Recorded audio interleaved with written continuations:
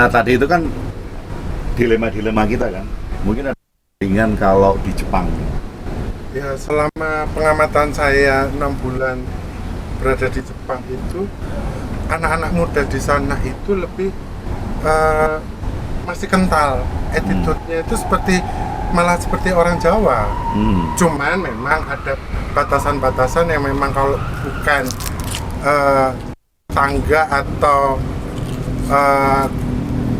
kerabat yang dekat, dia nggak banyak bicara.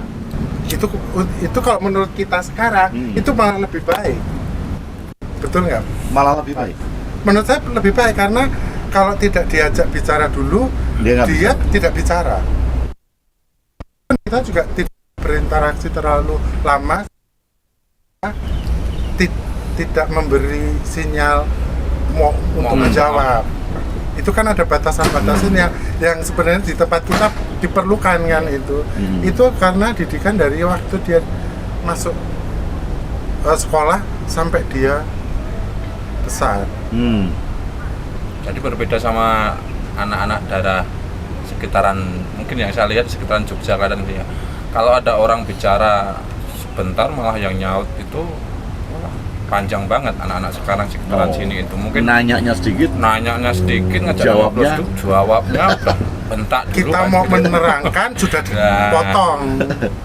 Dia yang menerangkan. Dari sisi orang tua juga gini, saya pernah melihat beberapa kasus itu orang tuanya itu baru sepatah dua patah istilahnya memberi nasihat gitu loh. Anaknya udah nyambernya nggak karuan, membanding-bandingkan dengan membanding-bandingkan. Teman saya nggak pernah digini-giniin, teman saya orang tuanya itu selalu cuman membiarkan semau gue gitu kan. Itu kan yang juga menjadi dilema orang tua juga ya Pak itu. Iya.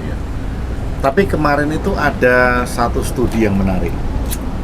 Aku lupa capture. Kemarin itu kan saya nyari literasi tentang sarkasme karena kasusnya Rocky Gerung. Karena kasusnya Rocky Gerung, saya mesti harus bikin video, maka saya nyari beberapa literasi tentang sarkasme. Tetapi dari sisi psikologi, aku lupa itu penelitiannya siapa. Dia bilang bahwa sarkasme antara anak dan orang tua itu akan mengembangkan pola pikir. Dalam artian seperti apa Pak? Bisa dijelaskan lebih jauh? Anaknya itu lebih berani untuk bukan menghina orang tua, tetapi menggunakan bahasa sarkasme.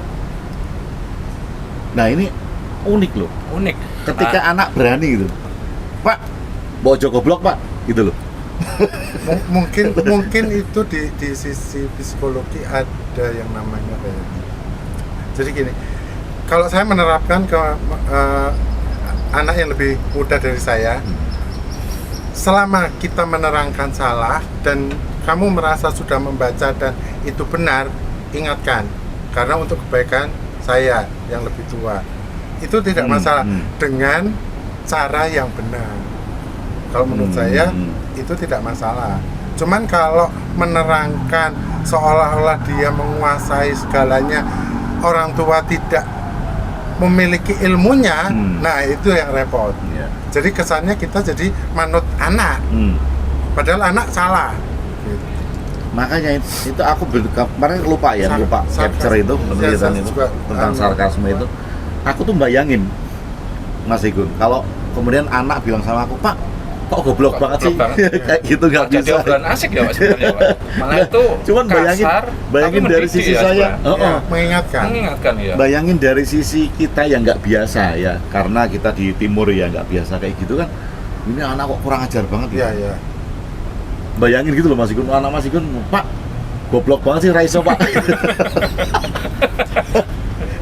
Dan kadang-kadang orang tua juga punya egonya yang besar untuk kamu itu lebih dulu saya lahir loh, kok kamu goblok-gobloknya aja. Kalau saya pernah ini dengar cerita dari orang yang bersangkutan langsung. Dia itu kan teman jualan saya Pak seberangan. Nah itu dia bercerita dalam kesehariannya di rumah dengan bapaknya, dengan ibunya, dengan adik-adiknya. tiap hari pakai bahasa kasar. Tiap hari. Tiap hari, mungkin yang dimaksud ya seperti pakai bahasa sarkas seperti itu.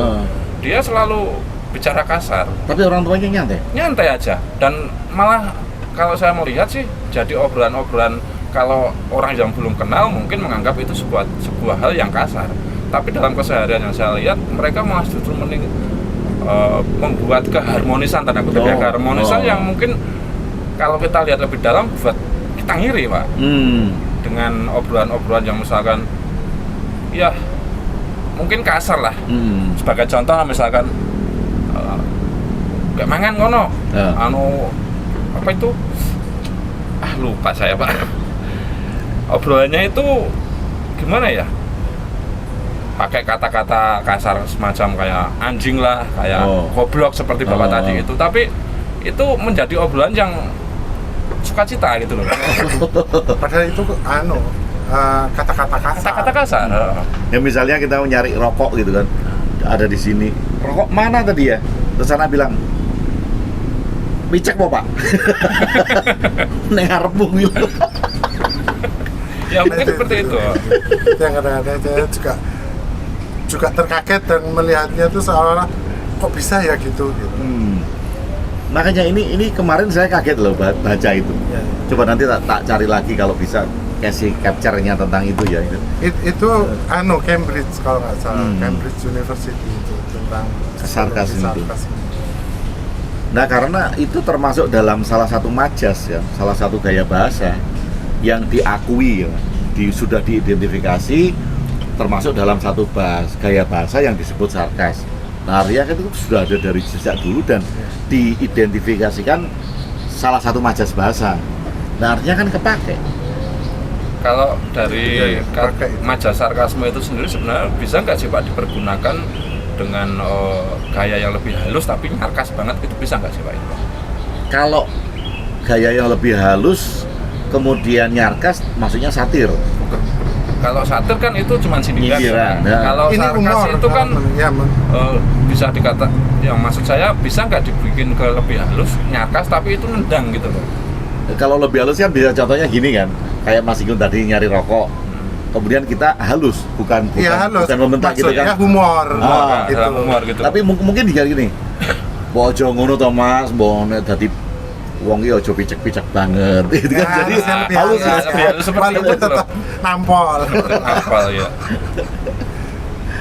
Tapi hal seperti itu juga butuh kesadaran sesama yang berinteraksi ya Pak. Iya. Kalau nanti Kecerdasan. butuh Kecerdasan, kecerdasan ya, ya. betul. Tepatnya kecerdasan. Kalau kita nggak punya kecerdasan malah bisa gontok-gontokan ya. Iya iya, apalagi kalau ngobrol kayak gini kan, Iya. yang satunya nggak paham Dan kalau belum itu begitu bercanda sarkas, kenal dengan kita kebiasaan. bisa. kemudian dianggap menghina, betul. dan akhirnya aku nggak mau ketemu Mas Igun lagi. Omongannya nggak Besok enak. kita lagi ngobrol bertiga kan, bikin podcast gini. Terus karena kita bercandanya pakai sarkas, besok lagi Mas Igun nggak mau. Pokoknya aku nggak mau lagi podcast menghina gitu kan, jadi dianggap Nah menghina. ini kembali ke tentang kesopanan tadi Pak. Saya melihat dunia sarkas di dunia anak-anak itu kan sekarang juga udah menjadi wabah ya, Pak. Kalau kita ketemu teman, melihat anak-anak ketemu teman-temannya gitu kan, bahasanya udah jing, jerit, seperti itu. Ya. Menanggapi fenomena seperti itu gimana menurut Bapak ini? Kalau saya nanya anak saya Mas, bahkan justru mereka itu bilang jerit, jir gitu sama orang yang akrab kan. Sama kalau zaman kita dulu kan, su, Iya. sekondito su, gitu. Itu kalau sama temen yang nggak kita kenal kan kita nggak berani. Tapi sama temen sendiri yang akrab, yang sudah sering ke rumah itu kan berani kan. Su, nggak wedang kono su, gitu. Berarti kuncinya itu kalau orang Jawa bilang di empan papan ya Pak? Iya. Empan papan. Kalau kita bisa menempatkan obrolan-obrolan seperti itu dengan orang-orang terdekat kita, bahasa mungkin sarkas yang kasar itu bisa menjadi sebuah bahasa sayang ya Pak? Iya. Ya artinya kalau itu antara temen yang akrab, mereka berani seperti itu. Nah kalau kita ngelihat lagi di keluarga itu lebih dekat daripada teman. Lebih kan? dekat. Berarti nggak apa-apa kan? Iya. Seharusnya loh ya. Seharusnya, tapi di tempat saya Tapi tidak bisa. kebanyakan Lah, itu ego orang yang lebih tua itu yang Di tempat saya itu orang tua mau salah benar diam. minta bener. diam. Diam. Yang lebih muda diam. Karena yang lebih tua tidak bisa disalahkan. Tetap masih itu. Walaupun saya selalu bilang bahwa keponakan-ponakan atau ke cucu saya, kalau eyang atau om Pak D salah, ingatkan. Karena untuk kebaikan saya sendiri. Itu semua memang tergantung, saya kembalikan lagi seperti Mas tadi, kembali ke diri masing-masing. Bisa menerima itu atau tidak. Dari kita yang 9 itu yang cuma saya. Makanya mereka lebih dekat sama saya. Nah, sebenarnya jadi pertanyaan seperti ini, Pak. Anak-anak ini yang udah berubah secara cepat mengikuti zaman, atau sebenarnya kita sebagai orang tua yang kurang bisa mengikuti perubahan zaman ini, Pak, untuk mengikuti pergerakan. Kalau menurut saya itu Orang tua yang kurang. mempertahankan ego tadi. Mempertahankan ego ya. Sama kurang membaca dan cari tahu sampai sejauh mana perkembangan anak itu sendiri. Kalau menurut saya sih, kita harus bisa ngikutin. Kalau ngelihat itu, kalau kita ngikutin perkembangan mereka ya oke-oke aja berarti ya. Iya, bisa. Dengan gaya bahasa mereka gitu. Malah kita bisa mengikuti ya, Pak. Iya, jadi jadi bayangin gitu. Misalnya ada nabi gitu, ini zaman nabi gitu. Zaman Nabi ya. Terus nabi itu sama sahabat-sahabatnya tuh jir-jiran gitu. Jir, udah terima wahyu belum? Terus mungkin kalau dia udah semalam aku udah terima wahyunya ini, terus dia nyaut, "Bu jangan goblok." ini mau jawab aja udah kagu. Jauh udah kagu. Karena ilmunya udah tingkat itu ya. Makomnya udah beda, Pak. Makomnya udah beda. Sedangkan kalau itu akrab gitu antara sahabat dan nabi itu akrab gitu kan bisa ngingetin kan. Kalau mungkin bisa jadi ya, Pak, zaman dulu itu para nabi bahasanya bisa jadi juga seperti itu, cuman karena Bahasa sehari-hari yang bahasa santai kesehariannya, cuman kita aja yang mungkin terlalu berpersepsi interpretasi yang berlebihan aja kan bisa jadi. Atau kalau misalnya kan nabi itu kan bisa apapun ya, siapapun ya, avatar atau apapun. Dia cerita habis dari negeri kayangan gitu kan, terus ketemu sama bidadari. Wah, sahabatnya kan saking akrabnya, waduh jir, ayo ora gitu. Tak bayar orang. bungkus. Aku kok rata bungkus ke. Kan itu santai kan. Santai loh. Ilmu saya belum bisa mengomentari yang hal-hal seperti itu. Tapi bener kalau orang tua diajak ngobrol bisa ngimbangin seperti guyon-guyon ala nabi seperti tadi, malah jadi sebuah kesukacitaan ya, Pak. Sukacita yang dalam artian kita nggak saling marah, nggak saling tersinggung gitu. Hanya kita aja kan yang nganggep kalau nabi itu selalu serius kan. Siapa tahu nggak gitu.